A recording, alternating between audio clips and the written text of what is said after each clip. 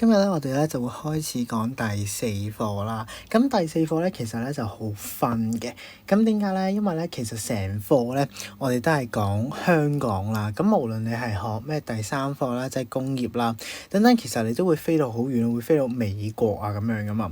咁但係第四課咧，全部都係圍繞住香港去度講嘅。咁亦都有好多可以實地考察嘅嘢啦。咁所以咧喺呢一課入邊咧，好多人都會覺得好分啦。咁但係啦，呢一課咧唔建議喺 DSE 入面揀嘅，因為佢出嘅嘢咧都相當之時事化嘅。OK，即係你唔睇新聞嘅話咧，基本上你係唔使答入邊啲題目咁滯㗎啦，尤其是喺 DBQ 方面。咁所以咧，緊要嘅咧就係內容嘅啫，OK，淨係內容嘅啫。可能你答 essay 嘅時候可能會用得着，但係咧你答 DBQ 嘅話咧，就絕對係唔建議同學咧去到揀第四課 C4 嘅呢一課啦。咁樣咧，我哋咧先啦，去到講一講第一個部分先。咁就係咧同你講翻有4個嘅一啲城市人口嘅變化。咁其實啦，我哋講到城市人口嘅話咧，第一樣嘢我哋要了解一個 terms 啦，就叫做城市成長。另外一個 terms 咧，我哋會叫佢做城市化。咁你要記住嘅，呢一課入邊所有有化字嘅咧，其實應該咧都係同百分比係有關噶啦。OK， 同個百分比係有關噶啦。咁所以咧，你記住佢好簡單嘅。我哋話城市化咧就係百分比增加。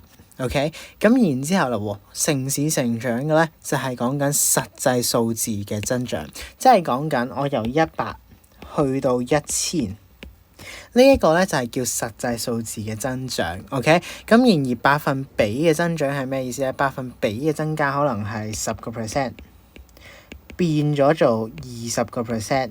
OK， 但係我個人咧可能由一個人變咗做2個人嘅啫。OK， 佢實際數字可能會變得到嘅。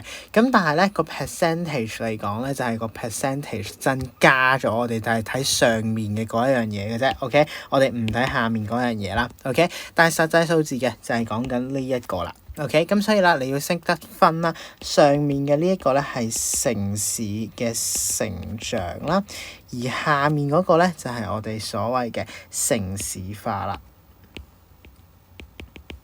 咁然之後咧，我哋再望一望後面嘅呢一頁先。嗱，咁其實啦，我哋啱啱先有講4種嘅因素噶嘛。咁第一個因素咧就係講緊城市嘅城市化啦，同埋城市成長嘅城鄉遷移嘅呢個因素。咁咩叫城鄉遷移咧？換言之就係講緊啦，有城市有鄉郊嘅地方，咁就會做到遷移噶啦。咁第一樣嘢我哋要講緊就係鄉郊嘅地方點樣推走嗰啲人咧。OK， 原因第一樣嘢就係佢嘅收成不穩定。咁佢嘅收成咧係代表緊啲乜嘢？係代表緊嗰啲人嘅收入噶嘛。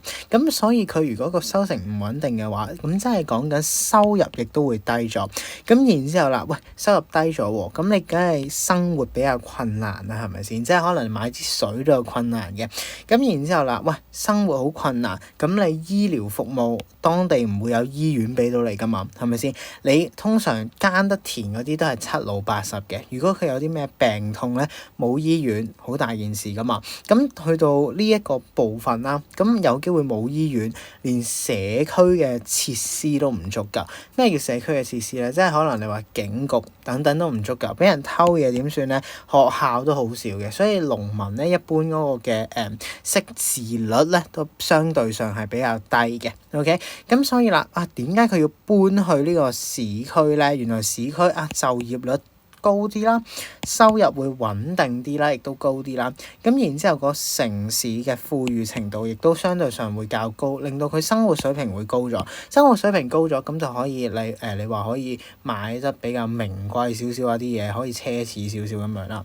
咁然之後醫療服務亦都相對上較完善啦。咁甚至乎去到社區嘅設施亦都較完善嘅，即係你話運輸方面嘅東西啦。咁所以咧，其實促使到城鄉遷移嘅咧，其實最緊要嘅因素就係運輸改善咗。咁個運輸改善咗就方便來往啦，咁可以一來一回咁樣啊嘛，係咪先？即係你可以咧得閒啦，探下啲親戚啦，翻去鄉郊。咁有陣時咧，你就會喺呢個嘅城市入邊咧，就到去到工作啦。咁所以咧，你就可能住喺城市嗰度。咁有好多人咧，就會喺呢個位置咧，就選擇搬咗去咧城市嗰度居住。咁呢一個嘅過程咧，我哋就會叫佢做城鄉遷移啦。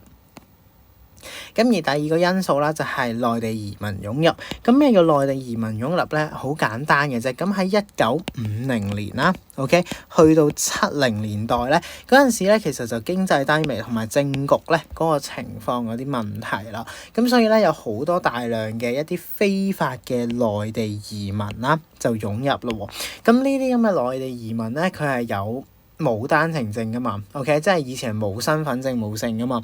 咁佢哋因為係難民咁樣啦，咁所以咧就入咗嚟之後咧，慢慢地咧去到80年代咧，就開始咧有呢個嘅單程證嘅出現。單程證咧就係俾翻呢啲內地居民可以嚟到移居香港嘅。咁直至到去到90年代啦，咁其實單程證嘅配額咧就開始每一日咧增加到去到150個人㗎啦。OK， 咁呢個嘅情況咧就顯示咗咧，原來每一日咧 OK 都可能會增長到150個內地人。OK， 去到香港嘅呢個地方嘅 OK， 去到香港嘅呢個地方嘅。咁然而啦，我哋再望落去先，咁樣咧，我哋咧去到呢個嘅經濟同運輸發展。咩叫經濟同運輸發展咧？好簡單嘅啫，你經濟發展就代表緊咧，我哋話有大量嘅就業機會啦。咁樣咧就會吸引咗咧，我哋話鄉郊嘅人咧去到遷入嘅。OK， 第二樣嘢就係運輸，啱啱先都有講過啦，運輸其實咧係會促使得到啦。嗰一個嘅經濟啦，甚至乎係我哋咧人來人往嘅嗰方面咧，亦都可以迅速咁樣發展啦。咁所以咧，我哋就會話喺一啲嘅巴士啦，甚至乎鐵路嘅網絡咧，就會大幅擴展，更加容易去到市區嘅時候咧，咁就更加多嘅人咧選擇搬去市區。OK， 咁啊，所以咧就令到呢個嘅城市嘅人口咧就增加。最後一樣嘢啦，就係自然增長啦。自然增長咧，我哋就會睇翻個出生率同埋死亡率嘅，即係我哋講緊嗰個嘅高嘅出生率啦，定係低嘅死亡率咁樣去到睇啦。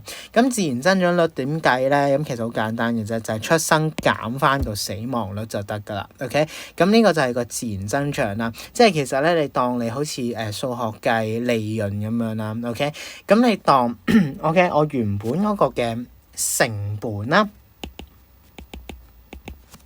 OK， 我原本嘅成本啦，跟住有個售價啦，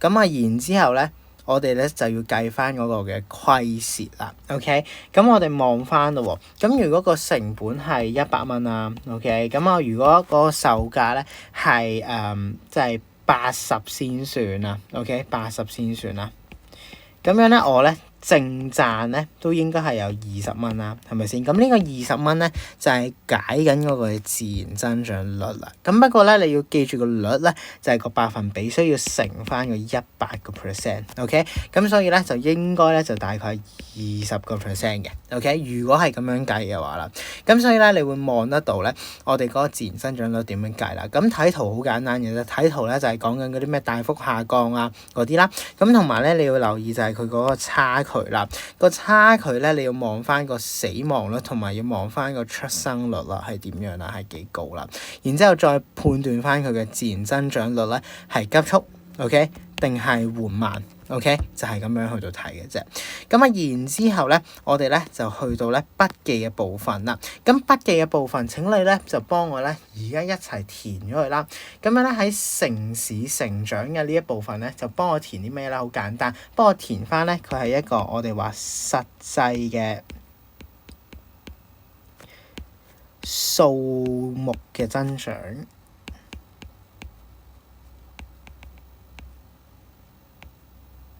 咁然之後咧，去到城市化咧就係百分比嘅增加。